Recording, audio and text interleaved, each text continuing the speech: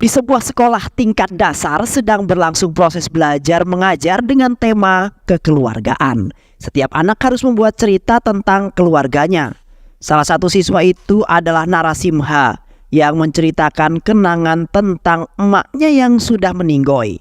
Narasimha adalah seorang yatim piatu yang berteman dengan Gauri di sekolahnya. Gauri adalah putri kepala sekolah yang ada di sekolahnya. Narasimha dilarang masuk ke sekolah setelah dia berkelahi akibat dirinya diejek tidak memiliki keluarga. Dia tumbuh besar di panti asuhan dan memiliki usaha bengkel mobil yang sudah cukup besar dan berhasil. Bersama dari kecil hingga dewasa, membuat Gauri dan Narasimha memiliki perasaan yang lebih dari sekedar seorang sahabat. Suatu hari, Narasimha terjebak kemacetan. Ternyata di depan sedang terjadi demonstrasi untuk menjadi anggota parlemen dari partai yang dilakukan oleh anak buah putra Rami Reddy yang bernama Ravi Shankar Reddy. Aksi tersebut menghalangi lalu lintas hingga mengakibatkan kematian seorang wanita yang berada di dalam ambulans. Melihat kesedihan pasangan suami istri yang telah kehilangan anak tercintanya, Narasimha turun dari motor dan membubarkan demonstrasi tersebut. Anak buah Ravi Shankar Reddy tergeletak di aspal akibat pukulan dari Narasimha. Saat Ravi Shankar Reddy akan pergi menuju gedung parlemen dan memerintahkan polisi untuk membuka jalan, Narasimha memberi pelajaran dengan mengatakan kepada semua orang yang berada di sana untuk melakukan blokade semua jalan yang mungkin bisa dilewati oleh Ravi Shankar Reddy hingga dia terlambat menghadiri pencalonannya. God bless you too.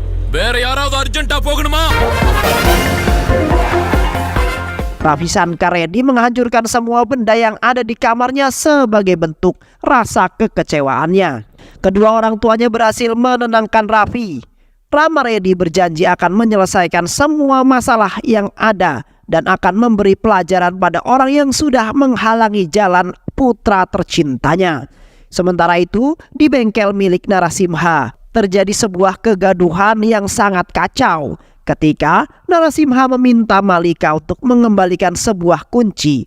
Malika adalah mekanik magang yang keberadaannya membuat semua hal menjadi kacau karena sifat cerobohnya. Hal itu menyebabkannya mendapatkan peringatan langsung dari Narasimha yang begitu nyelekit. Malika berjanji tidak akan melakukan kecerobohan lagi. Itulah yang dikatakan Malika. Apa yang terjadi pada Ravi Shankar Reddy tersebar dengan cepat lewat media massa. Hal tersebut membuat Menteri Pusat Vira Raghava Reddy merasa malu dengan melemparkan undangan yang telah dicetak. Menteri mengatakan kepada Rami Reddy dia membatalkan pernikahan yang akan dilakukan antara Putri dan Ravi Shankar Reddy. Tentu saja hal ini kemudian membuat Rami Reddy marah.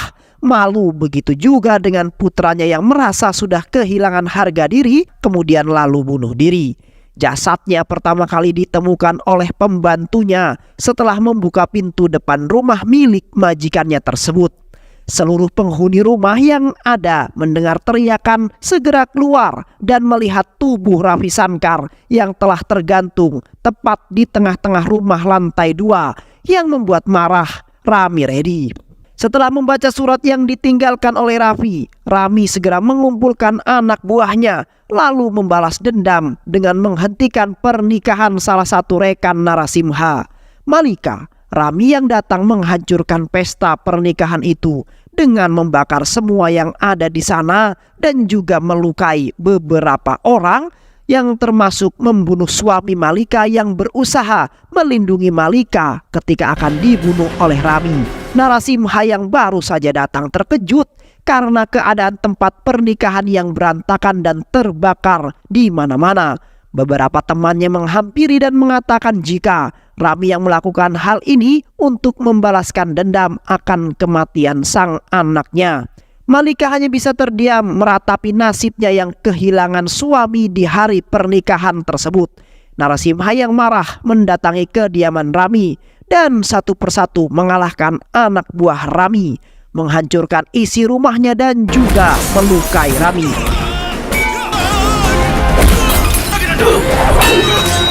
menyiramkan minyak lalu membakarnya.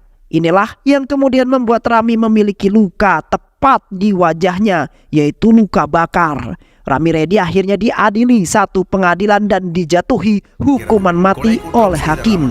Sementara itu, ayah Gauri meminta agar Gauri memanggil Narasimha untuk datang ke rumahnya sebelum Gauri mengatakan jika dia ingin menikah dengan Narasimha. Saat Narasimha datang ke rumah Gauri, yang didapatkannya adalah sebuah penolakan dan penghinaan dari ayah Gauri dengan mengatakan jika mereka tidak cocok, mereka tidak akan memiliki masa depan yang baik.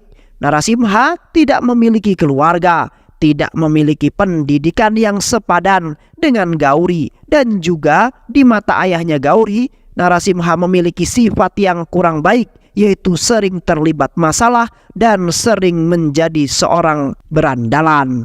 Semakin kuat keyakinan ayah Gauri ketika Narasimha mendapatkan luka tembak oleh orang yang tidak dikenalnya dan hampir saja melukai mereka yang berada di dalam rumah Gauri.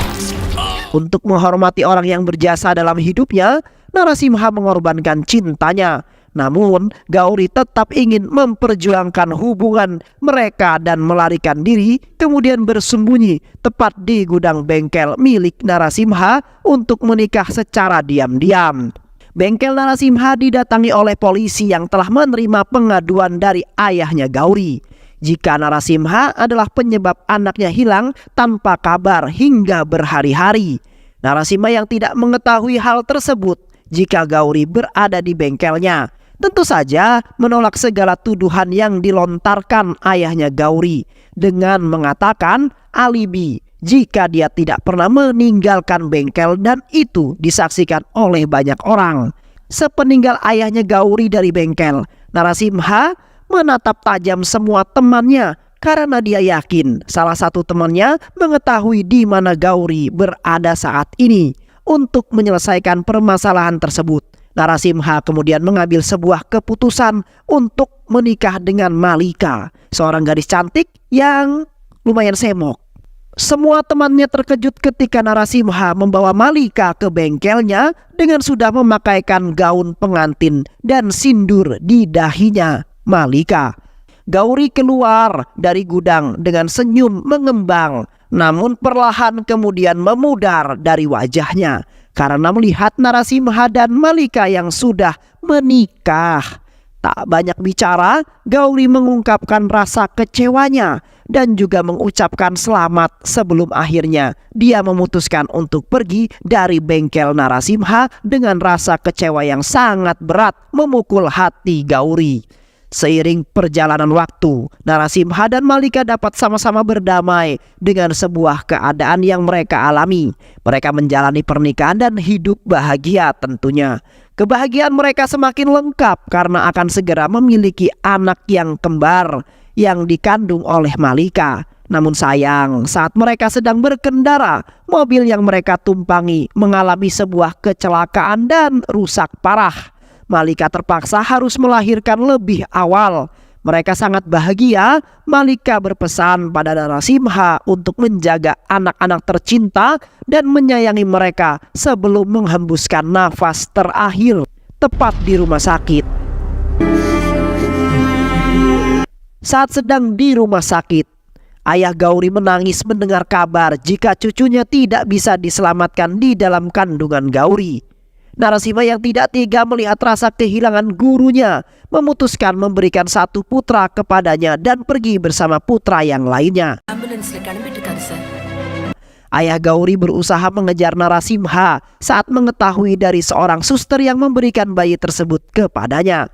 Ayah Gauri hanya bisa menatap kepergian Narasimha dengan pilu karena rasa bersalah dan mengucapkan terima kasih. Sedangkan di dalam ruangan, Gauri syok karena tidak mendapati anaknya di keranjang bayi dan berusaha untuk melepaskan infus di tangannya. Di saat ayahnya datang membawa bayi dan mengatakan jika bayi tadi dibawa untuk diperiksa oleh suster. Gauri memeluk bayi yang dianggap anaknya dengan penuh haru dan kasih sayang. Di sebuah stasiun kereta api, Narasimha berniat melakukan perjalanan dengan kereta api, mencari tempat tinggal baru dan hidup damai dengan putranya tercinta. Kumbakonam adalah tempat yang dipilih oleh Narasimha untuk membesarkan putra tercintanya. Di Kumbakonam, Narasimha mengunjungi kuil untuk berdoa dan mencari sebuah pekerjaan. Sang pendeta secara tidak sengaja tersentuh oleh bayi tersebut yang kemudian menimbulkan perdebatan karena perbedaan golongan yang ada di sana. Mendengar keributan tersebut, sekretaris kuil Dharmakarta menengahi dan menyarankan agar sang pendeta segera memulai sebuah upacara.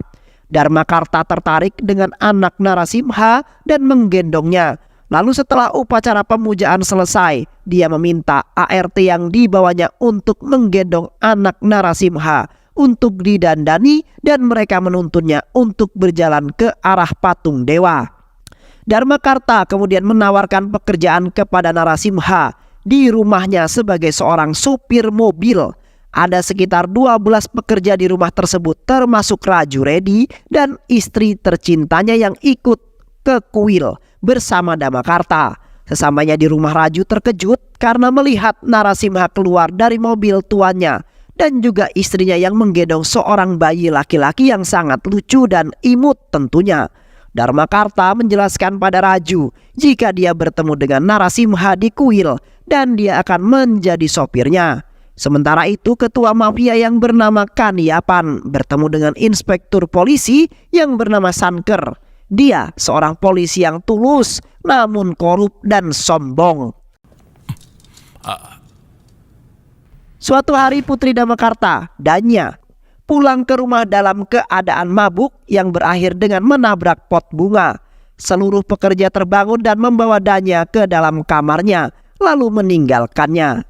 Keesokan harinya, Raju membawa Narasimha untuk berkeliling kota karena sebagai seorang sopir, dia harus paham jalanan yang akan dilewatinya. Mengikuti instruksi Raju, cara mengendarai mobil menjadi ugal-ugalan dan hampir saja mencelakai seorang emak-emak dan anaknya yang akan menyeberang di pinggir jalan. Di saat inilah untuk pertama kalinya Narasimha bertemu dengan inspektur polisi yang sedang melakukan sebuah razia. Namun Narasimha menabrak mobilnya dan terjadilah sebuah perdebatan kecil di antara mereka. Benda sir, இதுதான் என் வண்டி நம்பர். இது என் driving license. Malam hari di kediaman Dharmakarta, para ART yang sedang berkumpul di luar merasa keheranan dengan tingkah Danya yang ketakutan setelah keluar dari mobil dan meminta agar penjaga pintu segera menutup pintu.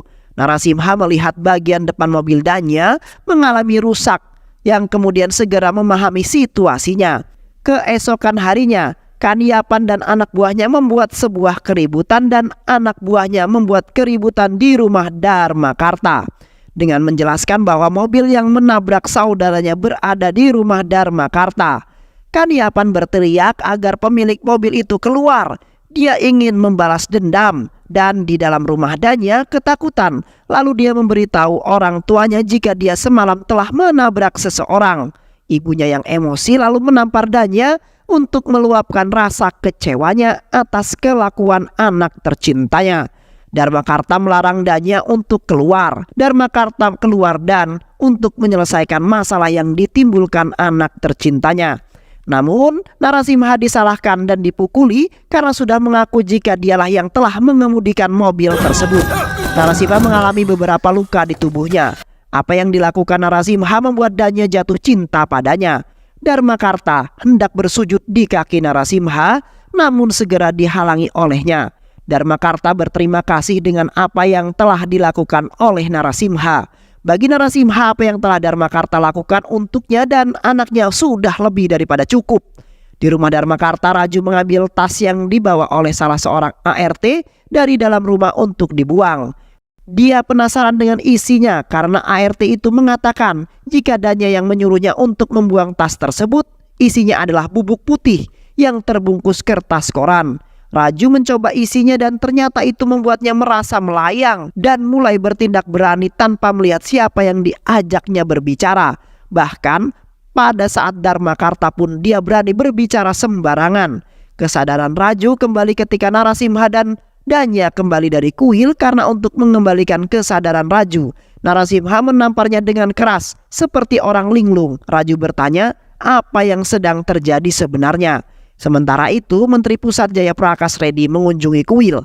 Dia akan memberikan persembahan berupa uang kepada dewa. Namun saat akan diterima oleh Kepala Pendeta Jayaprakash menolaknya. Dia mengatakan jika akan meletakkan sendiri persembahan tersebut. Tentu hal itu menimbulkan masalah karena hanya golongan Brahma saja yang boleh memasuki tempat dewa. Jayaprakash memerintahkan kepada Inspektur Polisi Sanker untuk mengamankan kepala pendeta dan hal yang dilakukan Inspektur Sanker adalah menampar kepala pendeta. Hal ini mengakibatkan demonstrasi dari kaum Brahmana. Mereka menuntut permintaan maaf dari Inspektur Polisi Sanker. Narasimha mendatangi kantor polisi yang tempat berdemonstrasi berlangsung bersama sekretaris untuk menyelesaikan permasalahan yang ada. Namun saat sekretaris diperlakukan dengan kasar, membuat para demonstran melakukan perlawanan dan terjadilah sebuah kekacauan. Narasimha memaksa inspektur untuk meminta maaf terhadap apa yang sudah dilakukannya kepada kepala pendeta dan juga para demonstran yang ada di sana. Setelah dia menembakkan beberapa peluru di dekat kaki inspektur, akhirnya Inspektur Polisi Saren meminta maaf di hadapan mereka semua. Kejadian ini disiarkan langsung oleh media dan disaksikan oleh Rami Reddy. Begitu melihat Narasimha, emosinya tidak dapat ditahan lagi sehingga polisi yang ada di sana segera mengamankannya. Istri Rami Reddy dan pengacaranya datang mengunjunginya di penjara. Namun mereka membawa berita yang kurang menyenangkan untuk Rami mengenai jaminan pembebasan bersyarat yang ditolak oleh pengadilan. Sang istri yang membawa kabar itu pun akhirnya meninggal di tangan Rami dengan leher tercekik tali akibat ditarik oleh Rami. Polisi yang ada di sana tidak dapat membantu istri Rami lepas dari cekikan tersebut. Di rumah Dharmakarta, Narasimha berencana untuk menyekolahkan anak tercintanya. Dia mendatangi sekolah anak-anak dan meminta menunggu pemiliknya untuk berkonsultasi. Ternyata pemiliknya adalah Gauri dan ayahnya, sehingga Narasimha bersembunyi dari mereka. Dia hanya bisa melihat dari kejauhan orang-orang yang dia sayang dari masa lalunya. Narasimha memutuskan pergi dari sana. Sementara itu, Inspektur Sanker yang merasa telah dipermalukan mencari informasi mengenai Narasimha. Dia mendengar kabar jika Narasimha dan Kaniapan berselisih. Inspektur merencanakan sesuatu dengan membunuh saudara laki-laki Kaniapan yang terbaring koma di rumah sakit setelah sebelumnya ditabrak oleh Danya. Inspektur Sanker membuat saudara laki-lakinya Kaniapan keracunan gas karbon dioksida yang disalurkan dari kendaraannya lewat saluran oksigen dari ruang penyimpanan oksigen yang langsung terhubung dengan ruangan di rumah sakit.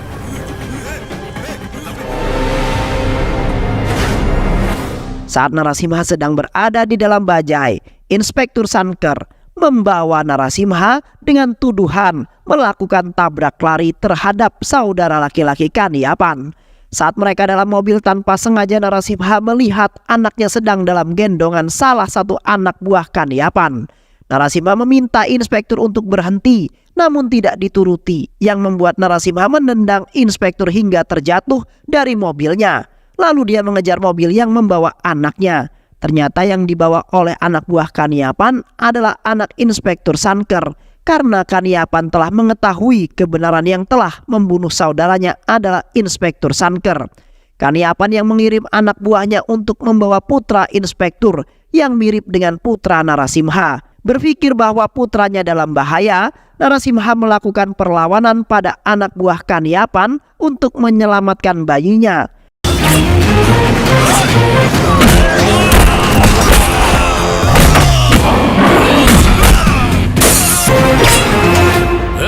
Ternyata Narasimha baru mengetahui jika Inspektur Sanker adalah ayahnya dan bahwa Gauri adalah ibunya.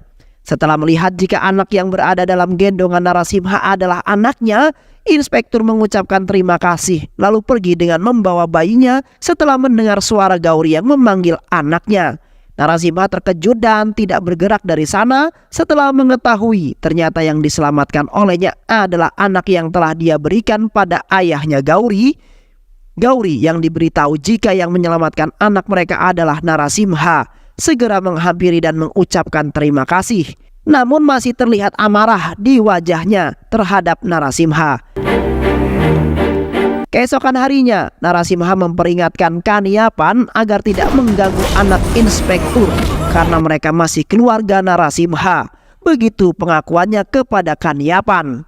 Kaniapan akhirnya mengatakan kepada dia membawa anak inspektur Sankar karena anak buahnya melihat jika inspektur yang telah membunuh saudara laki-laki Kaniapan. Dannya memperlihatkan kepada Narasimha sebuah foto seorang anak laki-laki yang sangat mirip dengan anaknya. Ekspresi Narasimha berubah ketika melihat siapa orang tua dari anak tersebut. Dannya mengambil foto tersebut dari Facebook. Rami Reddy merencanakan melarikan diri bersama anak buahnya saat pergi ke pengadilan. Mobil tahanan yang ada dinaikinya diserang oleh anak buahnya. Keadaan kacau dengan banyaknya polisi yang tewas.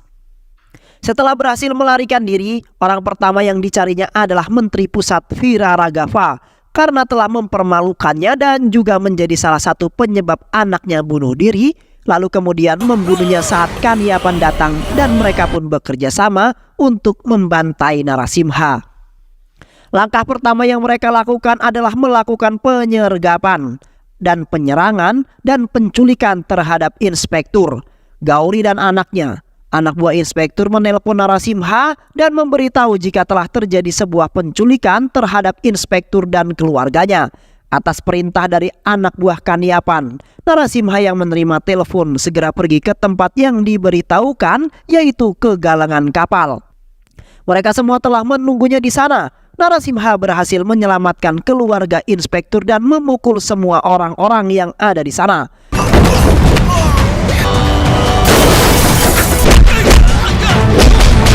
Rama Reddy berhasil digantung namun masih dapat berpijak pada kap mobil hingga saat Kaniapan menembak inspektur dan Gauri yang kemudian jatuh tak sadarkan diri. Melihat itu, Narasimha melemparkan besi yang tepat mengenai perut Kaniapan yang terdorong ke belakang hingga mobilnya yang dijadikan pijakan Rama Reddy bergeser yang mengakibatkan Rama Reddy tewas tergantung.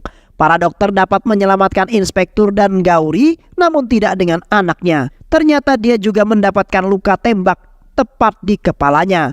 Ayah Gauri bersedih karena cucu kesayangannya telah tiada, dan dia juga harus bersiap menghadapi Gauri yang pasti tidak akan sanggup kehilangan anak tercintanya. Sekali lagi, sang guru meratapi nasibnya. Hal inilah yang kemudian membuat Narasimha menyerahkan bayinya yang lain demi untuk melihat kebahagiaan di wajah Gauri. Dan gurunya, walaupun dia harus menanggung kesedihan karena harus kehilangan anak yang baru saja dia temui. Narasimha berjalan pergi dengan jenazah anaknya dalam gendongan. Di luar, dia bertemu kembali dengan gurunya yang mengatakan bagaimana dia harus membalas semua yang telah dilakukan Narasimha, sedangkan dia justru selalu memberikan luka di masa lalu. Ayah Gauri sangat malu akan dirinya sendiri karena telah menganggap Narasimha tidak sepadan dengan Gauri. Narasimha meyakinkan sang guru jika dia akan selalu ada di sekitar anaknya untuk menjamin keselamatan anak tercintanya. Cerita berakhir. Terima kasih sudah menyimak video-video LK21D5. Semoga sahabat semua terhibur dan sampai bertemu lagi di video-video berikutnya. Sehat selalu. Wassalamualaikum warahmatullahi wabarakatuh.